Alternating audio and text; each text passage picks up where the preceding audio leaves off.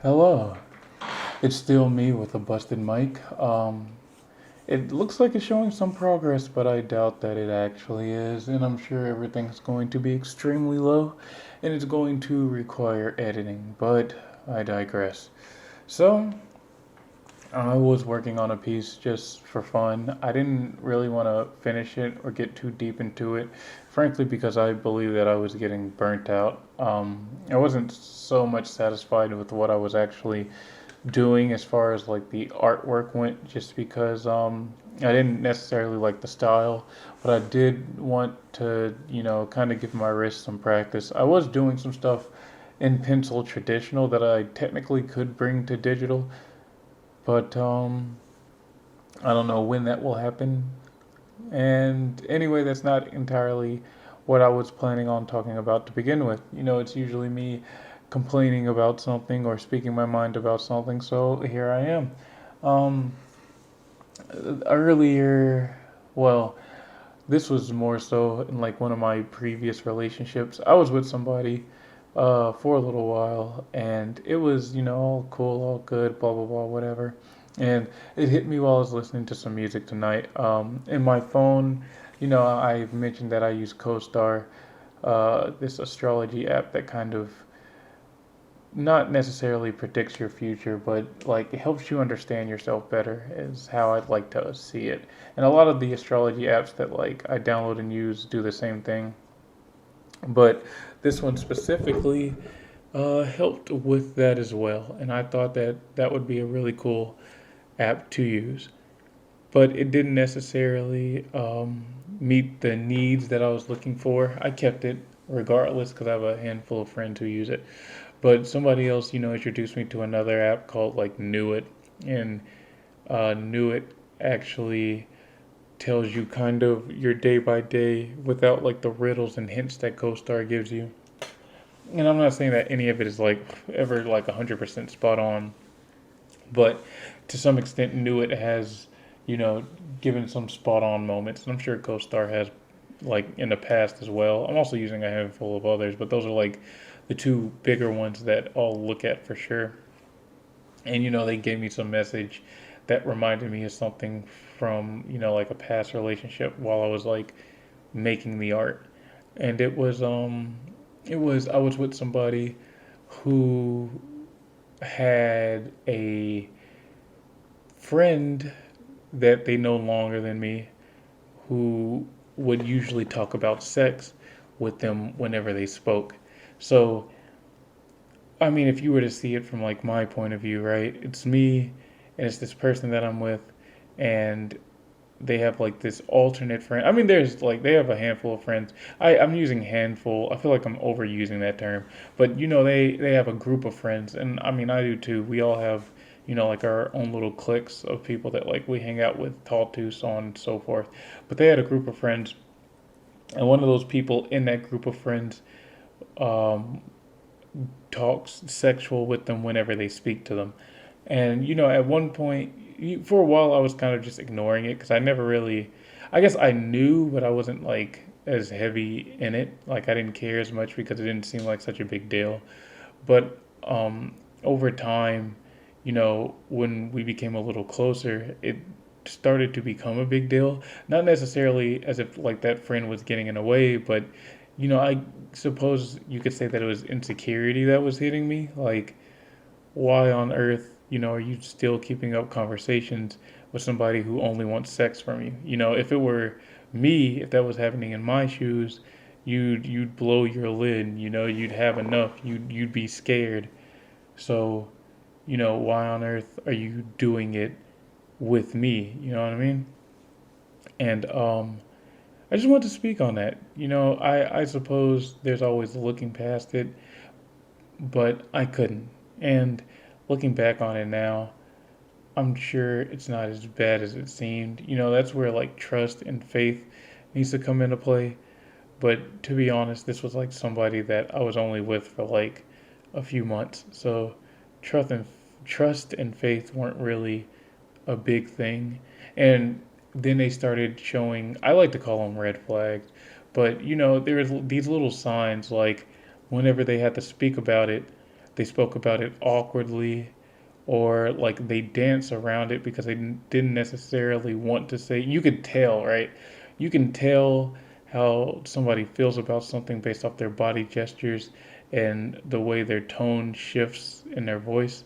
And you could tell that like they were trying to hide something at the time, And I'm not saying necessarily like they were cheating on me or something, but it's one of those situations where like I was like, yeah, so what's going on between you and that person? You know what I mean? Because, I saw the text messages on your phone and you were talking about this. So what's going on? And they were like, oh, well, can you do this for me real quick? And then I'll explain. And, at the time I was like, yeah, sure, I don't care.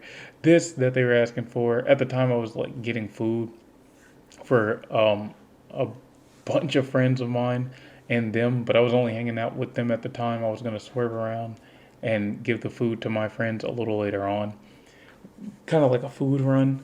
And when I was with them, they sent me off to go get the food, and they were alone. Like, I don't know. I'd say maybe trying to find a way to explain it. Maybe they were trying to hide text or something.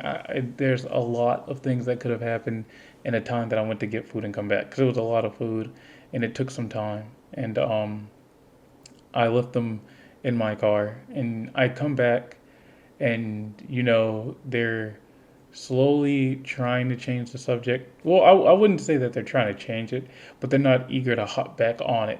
You know what I mean? It's like an awkward subject for them, which is another red flag to me.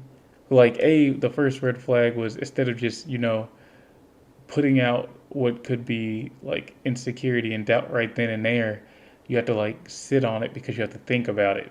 And if you're thinking about it 9 times out of 10, you're most likely lying because I'm giving you time to come up with a lie. And that's not everybody, that's not in everybody's case, but with this person, I've seen it happen before. So that's one flag. Then the second flag is that they're trying to kind of avoid and dodge it when I bring it up again, but they decide to answer. And when they answer, it's more so the body gestures that I was reading. I remember and this is something like they like never do, right? Or at least I've rarely ever seen them do, but they put a hand on the side of their neck and they were like gripping it and rubbing it while answering. But I also believe that they were either looking away or looking right at me. I'm not entirely sure because I wasn't looking them in the eyes at this point because I already knew what it was about, and I just had to hear them say it to confirm it to be sure.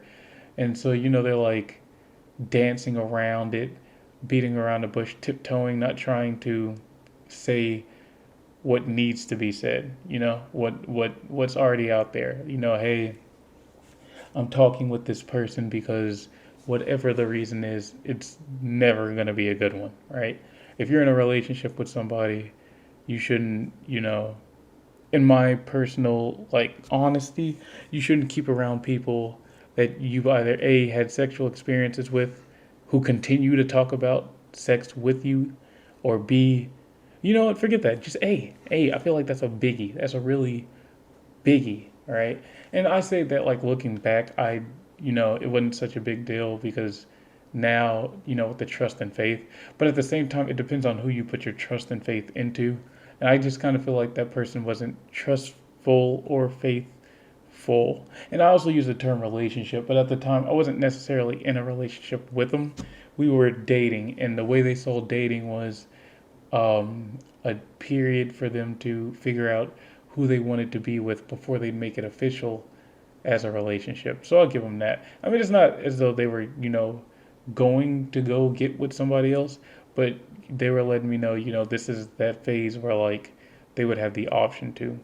And so, yeah, it bugged me, and they were just like, oh, it's this friend that I used to speak with. I've known them longer than you.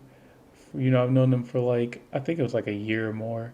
And, whenever we talk, it's always something sexual because we've done sexual stuff before. and they want this friends with benefits relationship. And I feel like, and at the time in my position, I should have been like, cut it off. Like, we're not doing this. I'm not a part of that. I'm not gonna feed into that. That's what I feel like I should have been, but I wasn't. Instead, I was just like, I'll be the cool person and not breathe down your neck about it, because they've had people breathe down, like in their other relationships we've talked, and they've had people breathe down their neck about things that were much, I wouldn't say worse, but probably pettier than that, I would say. And I didn't want to be, like in that role. I didn't want to be in those shoes. But now it's a completely different perspective. Like, now that I'm looking back on it all and I'm seeing it, I don't know. You learn from stuff in the past, but you don't necessarily want to pin every like possible red flag with the same thing. You know what I mean? Because what you think is one thing could be something entirely different. And yeah, I just wanted to talk about it. It didn't work out, but that doesn't mean it's the end of the world. There's over like 7 billion people on Earth. Just because one thing doesn't work out with one of them, you're fine. You'll always find somebody else. But yeah, I just want to talk about that. I mean, I'm sure there are a handful of other things that I'll want to talk about. But now that I've kind of done something and made some art ish, I was like, yeah, I'll upload this to YouTube, and I'll probably do another recording of something completely different and upload it to Instagram, because that tends to be where I put my art. Anyway, thanks for listening if you have been. If not, it's whatever. Peace.